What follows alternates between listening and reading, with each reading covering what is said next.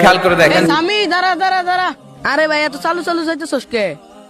সময় নাই, আজান দিছে, মসজিদে যাব নামাজ পড়তে। আরে দোস্ত, আজকে স্কুলে স্যার যা বকা দিল আর সারা ক্লাস দাঁড় করে রাখছাল। কে পড়স নাই কে? আরে দোস্ত, মোবাইলটা হাতে নিলে আর সময়ের প্রতি খেয়াল থাকে না, গেম খেলতে খেলতেই সময় শেষ। এই জন্যই তো বলি সময়টাকে নষ্ট করিস না, পড়াশোনা না করলে একদিন ঠিকই পস্তাবি। ভাই তুই পারিস কিভাবে স্কুল পড়া নামাজ সবকিছু ঠিক রাখতে? আমি সবসময় এটাই ভাবি, যে সময়টা চলে যেতেছে এই সময়টা আর কখনো ফিরে পাবো না।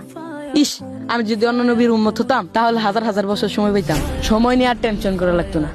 এই তুই কি বলতেছ এসব? যেখানে অন্য অন্য নবীগণ আমাদের নবীর উম্মত হওয়ার জন্য আগ্রহী ছিলেন, সেখানে তুই এই কথা কেমনে বললি? তবা কর। আচ্ছা আচ্ছা, আমার ভুল হয়ে গেছে। সাবধান, কথাবার্তা যা কবি বুঝা শুনে কবি।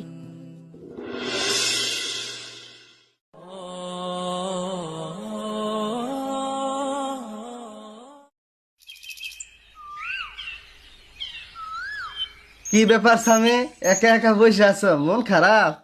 ভাইয়া, আমার মনে একটা কথা খুব নাড়া দিতেছি। কি সেটা?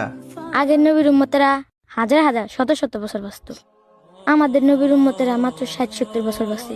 তাদের আমল আর আমাদের আমল কি এক হবে? কত নামাজ, কত ইবাদত, কত আমল না করতো, আমরা কি তাদের মতন মর্যাদা অর্জন করতে পারবো? স্বামী, আল্লাহ রাব্বুল আলামিন অত্যন্ত দয়ালু। তিনি আমাদেরকে হায়াত কম দিয়েছেন ঠিকই, কিন্তু তিনি আমাদেরকে যে সুযোগ সুবিধা দিয়েছেন তা অন্য নবীর উম্মতদের বেলায় সেটি দেয় নাই। কিন্তু কি সেই সুযোগ ভাইয়া? প্রত্যেক বছর এমন একটা মাস আসে যে মাসে কয়েক রাকাত নামাজ পড়লে আল্লাহ তাআলা পিছনের সমস্ত গুনাহ মাফ করে দেন। সুবহানাল্লাহ।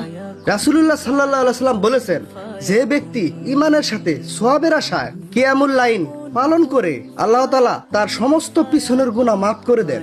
সুবহানাল্লাহ, সুবহানাল্লাহ।